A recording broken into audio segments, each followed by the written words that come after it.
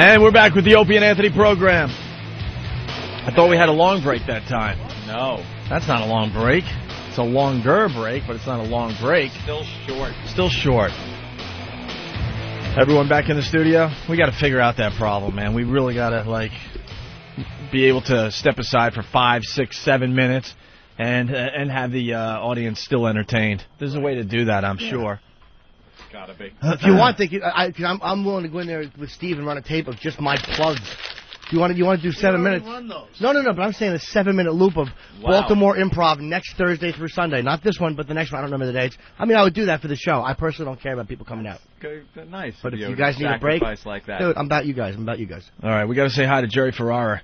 He's on the hotline here. Hey, Jerry, what's up, buddy? What's going on? Where are you calling us from?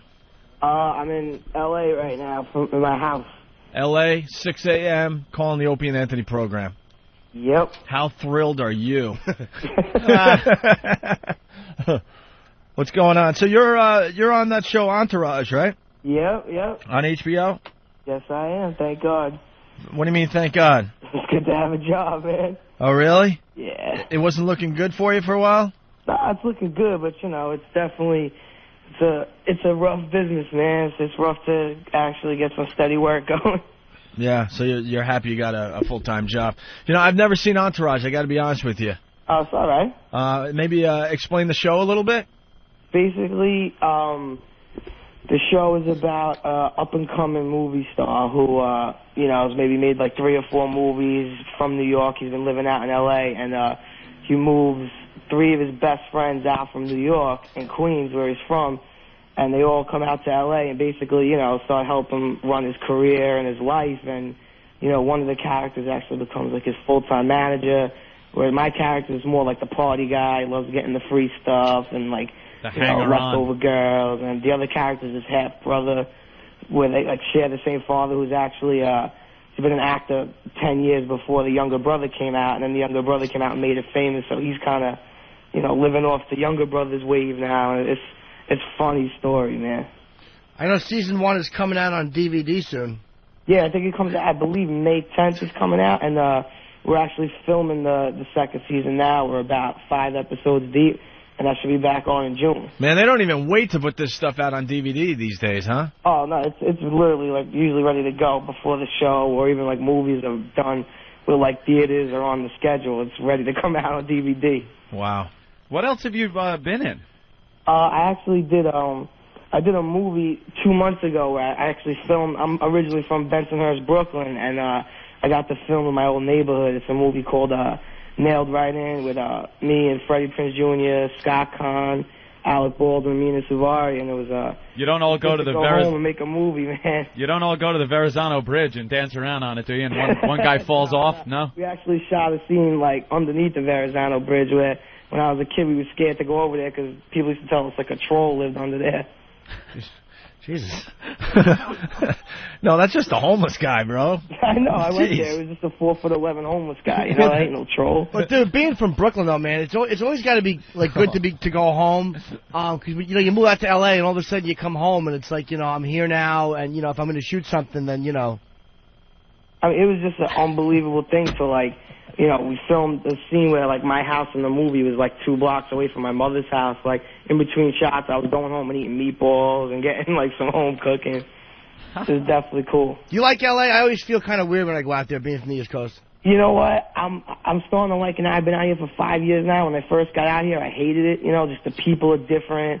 Like, bars and clubs close at, like, 2 in the morning. Like, It's just a whole different thing. But, I actually got, like, a decent routine and my own lifestyle. I got all my friends I hang out with are from New York, and everyone who I work with on the show is originally from New York, and so it's a good way to kind of keep back home going when you're out here.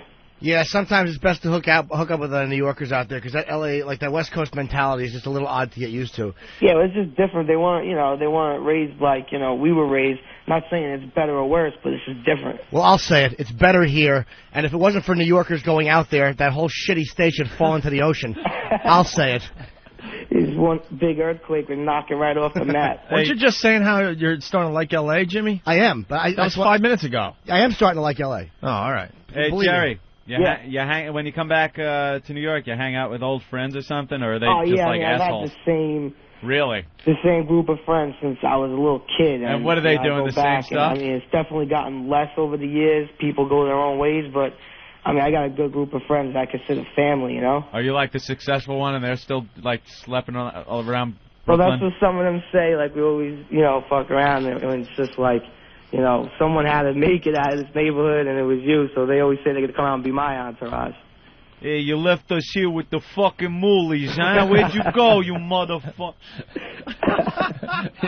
I also see that you were on an episode of NYPD Blue, man. That must have been really cool, because that show, I mean, it's like, as far as cops are concerned, I mean, it's just... It was definitely cool to get on, because, they just finished up their whole, run. They had like an 11-year run or whatever it was, and there's another friend of mine who's been on that show the whole run, not on like every episode. I actually got to work with him in the NYPD Blue, and they're just like a well-oiled machine over there, man. I went in there and like I had a lot of stuff to do, and they got me out of there in like 3 hours, and they just know what they were doing. They were doing it for a long time. It was definitely good to like. It's kind of a piece of history, when you get like a run like that, you kind of, even if you could be involved in a little way, it's cool. I bet you played the New York Italian guy. How'd you guess, man? How'd you guess? Who does your friend play on the show? He plays Officer Shannon.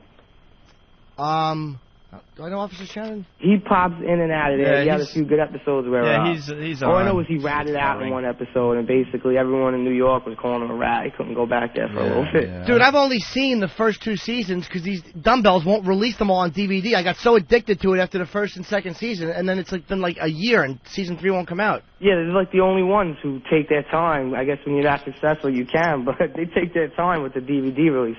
So there's a lot of money waiting for them to just put out the next 9 seasons.